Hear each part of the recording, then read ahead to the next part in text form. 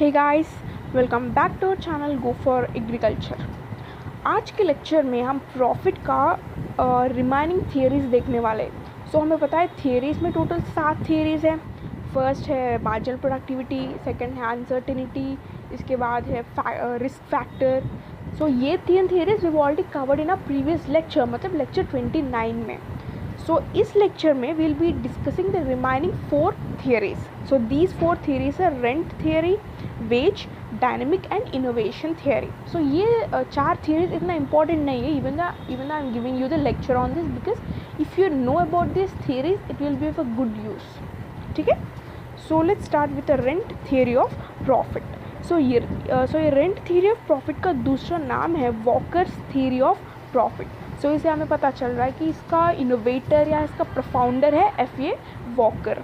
Okay, ये F A. Walker he gave a definition for profit. He is saying that profit is regarded as rent of differential ability that an entrepreneur may possess over the others. इसका basic मतलब है profit is equal to rent. ठीक है, first we'll सी rent क्या होता है। हमें पता है रेंट क्या होता है। बेसिकली रेंट का मतलब है when we use a land, वो लैंड के लिए हम जो पैसे दे रहे हैं ओनर को, इसको हम रेंट कहते हैं। इसका मतलब है लैंड के लिए कुछ यूज़ है। वो यूज़ जो है it depends on the productivity. अगर एक लैंड का अच्छा प्रोडक्टिविटी है देन ज़्यादा रेंट मिलेगा। अगर वही लैंड का प्रोडक्टिविटी कम है then less rent he will gate. मतलब लैंड और प्रोडक्टिविटी दो बोथ आर डायरेक्टली प्रोपोर्शनल। हम ऐसे कह सकते हैं लैंड और प्रोडक्टिविटी डिपेंडेंट फैक्टर्स है। अगर एक लैंड का प्रोडक्टिविटी अच्छा है देन गुड रेंट, अगर प्रोडक्टिविटी कम है then less amount of rent. वैसे ही प्रॉफिट और एंटरप्रेन्योर रिलेटेड है। मतलब this is what Walker is saying according to this theory. He is saying that अगर एक एंटरप्रेन्योर का काम और इसका स्पेशल एबिलिटीज़ अच्छा है then he will get more profit. अगर वही एंटरप्रेन्योर का वर्क या उसका स्पेशल एबिलिटीज़ और इसका बिजनेस को हैंडल करने तरीका ये सब वेरी लो है then he will get low profit. मतलब इसका प्रोडक्टिविटी पे डिपेंडेंट है how much profit he will get. This is what Walker is saying. इससे हम कह सकते हैं कि ये प्रॉफिट और रेंट दोनों थोड़ा सा रिलेटेड है ना, बिकॉज रेंट जो है लैंड पे प्रोडक्टिविटी पे डिपेंड होगा, वैसे ही एंटरप्रेन्योर का प्रॉफिट भी इसका प्रोडक्टिविटी पे डिपेंड होगा। This is what Walker is saying according to this rent theory of profit. इसलिए इसका नाम है रेंट थ्योरी, क्योंकि ये रेंट थ्योरी से थोड़ा सा रिलेटेड है as per the productivity. Okay, Walker is also telling that wages of management, यहाँ पे वेजेस ऑफ मैनेजमेंट का मतलब है जैसे मान लो एक इंडस्ट्री है, ठीक है, वो industry it have hired a entrepreneur. Okay, the entrepreneur works, मतलब इसका काम और इसका बिजनेस हैंडल करने के तरीका पे ही विल गेट हिज वेजेस। इसको हम ही विल गेट हिज प्रॉफिट, इसको हम ऑर्डिनरी वेजेस कहते हैं। लेकिन नॉर्मल प्रॉफिट है, नॉर्मल प्रॉफिट का मतलब है this entrepreneur he will use all of his special abilities. मतलब ही इज़ तो completely immersed in work and इसका मेन गोल जो है ये इंडस्ट्री का मतलब नंबर 1 करना, इंडस्ट्री का नंबर 1 करना इसका मेन गोल है। ऐसे एंटरप्रेन्योर्स को हम नॉर्मल प्रॉफिट देते हैं। बेसिकली नॉर्मल प्रॉफिट का मतलब है total revenue is equal to total cost. यहाँ पे टोटल रेवेन्यू क्या है? टोटल रेवेन्यू का मतलब है industry see by selling some products will get the money, है ना। एक इंडस्ट्री का टोटल मनी जो है कुछ चीज़ें सेल करने के बाद इसको हम रेवेन्यू कहते हैं। टोटल कॉस्ट का मतलब सी एक industry in order to run, मतलब एक इंडस्ट्री रन होने के लिए उसका लेबर्स चाहिए, लैंड चाहिए, रॉ मटेरियल चाहिए, मतलब ये सब के लिए एक्सपेंसेस जो है ये है कॉस्ट। ओके, रेवेन्यू का मतलब the profit we get, cost का मतलब how much these things are expensive, या ये एक्सपेंसेस को हम कॉस्ट कहते हैं। अगर एक इंडस्ट्री का रेवेन्यू और वही इंडस्ट्री का कॉस्ट दोनों सेम होगा इसको हम नॉर्मल प्रॉफिट कहते हैं। If the entrepreneur works in that way where he makes revenue और cost at equal then to that entrepreneur he will give the normal profit. This is what Walker is saying. So according to Walker, अगर एक entrepreneur को तुम normal profit दे रहे हो, इसका मतलब है that entrepreneur is at the top most level. ठीक है. सो ये है रेंट थ्योरी ऑफ प्रॉफिट. मैं फिर से रिपीट कर रही हूँ. सो ये रेंट थ्योरी ऑफ प्रॉफिट, इसका प्रोफाउंडर है वॉकर. सो इसके हिसाब से एक एंटरप्रेन्योर का प्रॉफिट और रेंट दोनों सेम है, क्योंकि इस दोनों लैंड मतलब प्रोडक्टिविटी पे डिपेंड हो गए. जैसे land it depends on land का productivity, sorry rent it depends on land का प्रोडक्टिविटी, और वैसे ही प्रॉफिट डिपेंड्स ऑन एक एंटरप्रेन्योर का प्रोडक्टिविटी. अगर एक एंटरप्रेन्योर का प्रोडक्टिविटी अच्छा है then he will get more profit. अगर वही एंटरप्रेन्योर का प्रोडक्टिविटी बहुत लो है then he will get less profit. Okay. वैसे ही इफ़ द प्रोडक्टिविटी अच्छा है so he will get the normal profit. इसका मतलब है वही entrepreneur he is working so hard so that एक इंडस्ट्री का रेवेन्यू और कॉस्ट दोनों सेम है. वैसे ही if the entrepreneur is working so low, मतलब he is just doing the work but यार काम करनी है बस. If is doing like this then he will get just normal wages. इसका मतलब है ऑर्डिनरी वेजेस, मतलब salary. He will get the salary लेकिन प्रॉफिट नहीं मिलेगा इसको. अगर प्रॉफिट मिलना है तो प्रोडक्टिविटी हाई होना चाहिए. ठीक है. This is what Walker is saying and this is the rent theory of profit. Next है veg theory of profit. So इसका प्रोफाउंडर है एक अमेरिकन इकोनॉमिस्ट है, इसका नाम है प्रोफेसर टॉसिक. ठीक है. सो इसका सपोर्टर है professor Davenport. So according to this professor Taussig, इसने बोल रहा है कि profit is a wage of the entrepreneur. Guys इस थियरी में ये टॉसिक इसने एक एंटरप्रेन्योर को लेबर से इक्वल किया है. मतलब ही सेज एक entrepreneur is equal to labour. पिछले थियरी में कौन है? वॉकर. हाँ, वॉकर ने बोला था कि एक एंटरप्रेन्योर का profit is equal to rent, और इस थियरी में प्रॉफिट इज़ इक्वल टू, मतलब profit is compared to wages. So पहले हम वेज को किसको देते हैं? वेजेस ऑफ कोर्स लेबर को, है ना. So he is comparing entrepreneur with a labor. Okay, so profit is the wage of the entrepreneur which accrues him on the account of his special ability. ठीक है. So according to this theory, profit is just like wage which is paid for the services of the entrepreneur. So इस case में entrepreneur को हम labour से compare कर रहे हैं. ठीक है. जैसे लेबर है फॉर एग्जाम्पल. ठीक है. सो वो labour he will do his work every day and he will collect his wages. मतलब उसको वेजेस जो है किस पे, मतलब based on what he is getting the wages, based on the work he do. Guys एक लेबर का काम है काम करना, मतलब कुछ चीज़ें हेल्प करना, फिक्स करना, एक्सेट्रा एक्सेट्रा कुछ भी. वैसे ही एक एंटरप्रेन्योर का काम क्या है? To use his special abilities. अगर एक एंटरप्रेन्योर उसका स्पेशल एबिलिटीज़ यूज़ कर रहा है मतलब उसका वेजेस मिलेगा. सो इस केस में या इस थियरी में एक एंटरप्रेन्योर को हम लेबर से कंपेयर कर रहे हैं. ठीक है. So profit is just a type of wage which is paid to entrepreneur. Taussig कह रहा है कि profit is just a type of wage which is paid to entrepreneur in any business for his labour. यहाँ पे labour बहुत important thing है, आप underline कर लीजिए. सॉरी, लेबर एक इम्पॉर्टेंट थिंग है क्योंकि एंटरप्रेन्योर को हम लेबर से कंपेयर कर रहे हैं. सो एंटरप्रेन्योर एक बिजनेस में उसका काम पे डिपेंडेंट, हम उसको वेजेस दे रहे हैं, just like we are giving the wages to labour. Okay. So इसका क्रिटिसिजम्स भी हैं. So the theory does not differentiate between the functions of worker and entrepreneur. तो एकदम पॉइंट है यार, एकदम बेस्ट पॉइंट, क्योंकि वर्कर और एंटरप्रेन्योर का फंक्शंस बहुत डिफरेंट है. वर्कर का फंक्शन क्या है? Whatever the owner says to do he should do that. लेकिन एंटरप्रेन्योर का काम ऐसे नहीं है. उसको बिजनेस देखना है, उसका नया इनोवेशंस को इन्वेंट करनी है, नया मेथड्स ऑफ प्रोडक्शंस को देखना है, और एवरीथिंग इज़ गोइंग नाइसली और नॉट, मतलब ये सब उसको मैनेज करनी है. लेकिन लेबर का काम बस डूइंग द वर्क. लेकिन एंटरप्रेन्योर का काम ऐसे नहीं, ये तो बहुत डिफरेंट है. सो इस थियरी में basically Taussig is telling that entrepreneur और लेबर दोनों सेम है. बस हम इस दोनों को वेजेस दे रहे हैं, उसको वर्क पे डिपेंडेंट।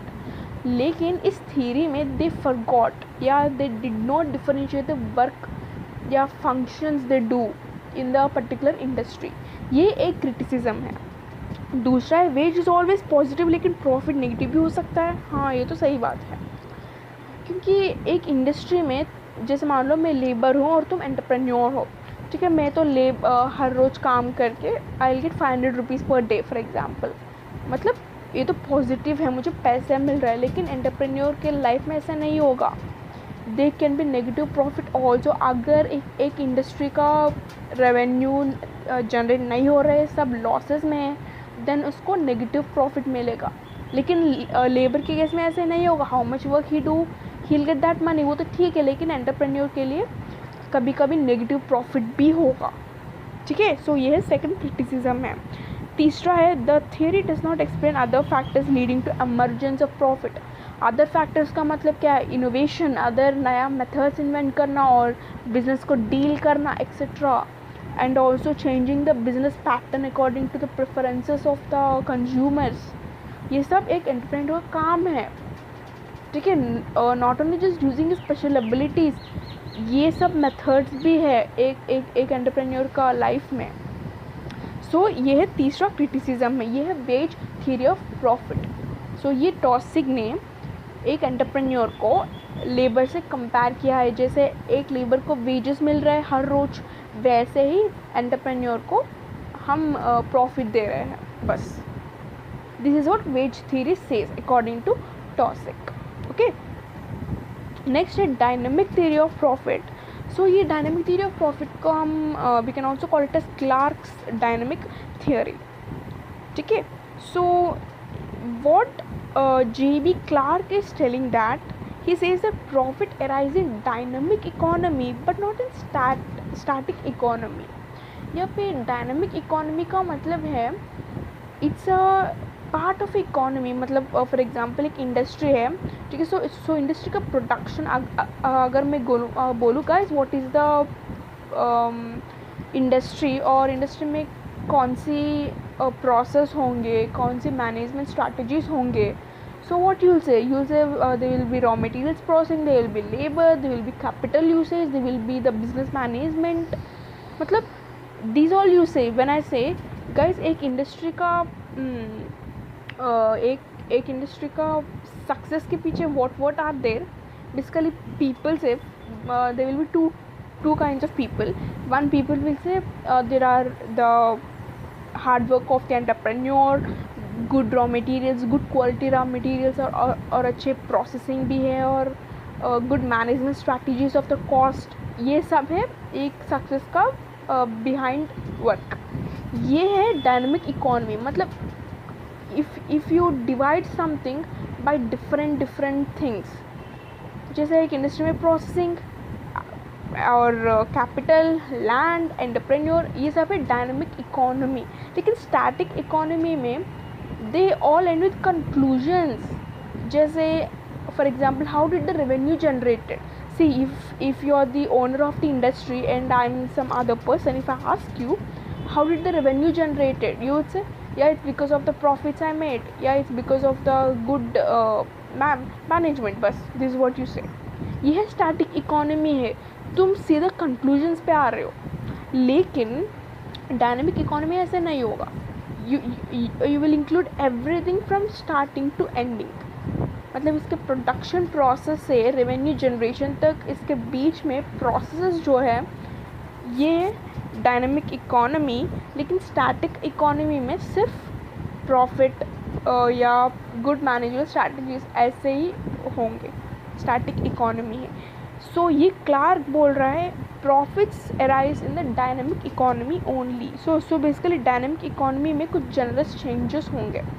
जैसे अगर एक कंट्री का पॉपुलेशन बढ़ गया, या अगर एक कैपिटल का मतलब प्राइस बढ़ गया, या अगर तुमको प्रोडक्शन मेथड्स को एनहांस करनी है, या कंज्यूमर वांट्स, मतलब एक कंज्यूमर का प्रेफरेंसेस टेस्ट चेंज हो गया। So you have to change everything in your business based on these generic changes. Based on this generic changes only ना, अगर एक size of population increased, so तुम्हें number of मतलब production products जो है उसका प्रोडक्शन को तुम इंक्रीज़ करनी है, मतलब नंबर को इंक्रीज़ करनी है। अगर एक कैपिटल का प्राइस बढ़ गया, सो रेवेन्यू तुम्हें ज़्यादा जनरेट करनी है। अगर प्रोडक्शन मेथड्स इंक्रीज़ हो गया, enhancement improvement in the production methods, so ये तो अच्छी बात है। You can use a new technologies. Increase in consumer wants, अगर एक कंज्यूमर का टेस्ट प्रेफरेंस चेंज हो गया तो you should move according to his preferences. So इस यहाँ पे generic changes occurs in dynamic economy. So अगर एक एंटरप्रेन्योर ऐसे चेंजेस को इंक्लूड करके if he works according to his abilities, इस प्रॉफिट को हम डायनामिक प्रॉफिट कहते हैं। सी, ये सब है मेजर चेंजेस है एक सोसाइटी में या एक कंज्यूमर में या एक बिजनेस में, ठीक है। सो इस बिजनेस को लेके if there are these many changes, the entrepreneurs includes all this changes, he takes all this changes and he works according to this, इसको हम डायनेमिक इकोनॉमी प्रॉफिट कहते हैं या प्योर प्रॉफिट भी कहते हैं। He can make the pure profit in this dynamic economy, there are many kind of changes, ठीक है। So this called is dynamic theory of profit. So simply हम कह सकते हैं ये डायनेमिक इकोनॉमिक चेंजेस जो है, सो ये चेंजेस के हिसाब से अगर एक एंटरप्रेन्योर इसका स्पेशल एबिलिटीज़ यूज़ कर रहे हैं, इसको हम प्योर प्रॉफिट कहते हैं या profit made through dynamic economy. This is what Clark is meant to say in this theory.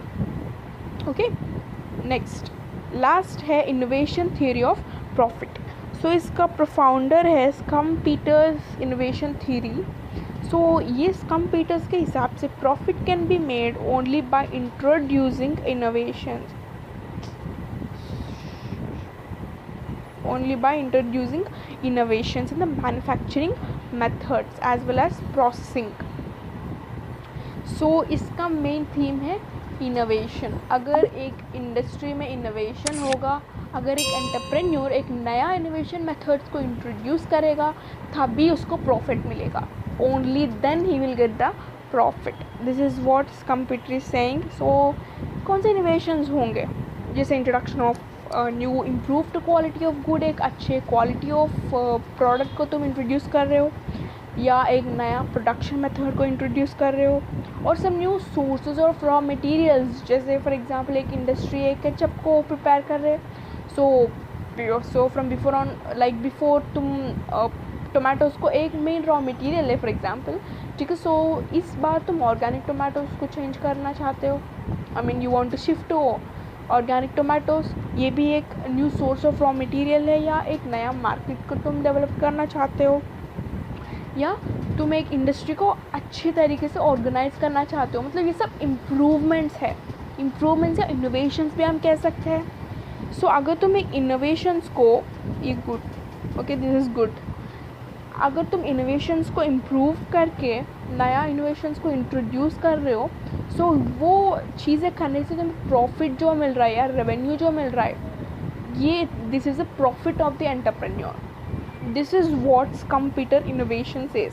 Innovation theory इसका मतलब है नया इनोवेशंस इंट्रोड्यूस होनी चाहिए। सो ये इंट्रोड्यूस होने के बाद प्रॉफिट जो मिल रहा है एंटरप्रेन्योर को, this is the main meaning of the profit. Okay, so this is the innovation theory. और डायनेमिक थियरी में ये डायनेमिक इकोनॉमी में चेंजेस को इंक्लूड करके एंटरप्रेन्योर इसका special abilities he will work on them, इसके बाद रेवेन्यू जनरेट हो रहा है, प्रॉफिट भी मिलेगा, इसको हम प्योर प्रॉफिट कहते हैं। This the dynamic theory. और वेज थियरी में हम एक एंटरप्रेन्योर को लेबरर से कंपेयर कर रहे हैं, इसमें क्रिटिसिज्म्स भी है। नेक्स्ट है रेंट थियरी। सो एक एंटरप्रेन्योर को हम रेंट से कंपेयर कर रहे हैं based on the productivity he works. अगर ज़्यादा प्रोडक्टिविटी है ज़्यादा प्रॉफिट, सॉरी कम प्रोडक्टिविटी है कम profit. So these are the ending of the profit and the theories of profit. So thank you for watching everyone. If you like this video, please subscribe to this channel and you'll get the notification of every video we upload. And thank you for watching. If you have any queries, you can ask us on our Instagram page, or you can post in the comment section. And also you can download this PPT from our Telegram channel, Go for Agriculture. Thank you for watching, take care.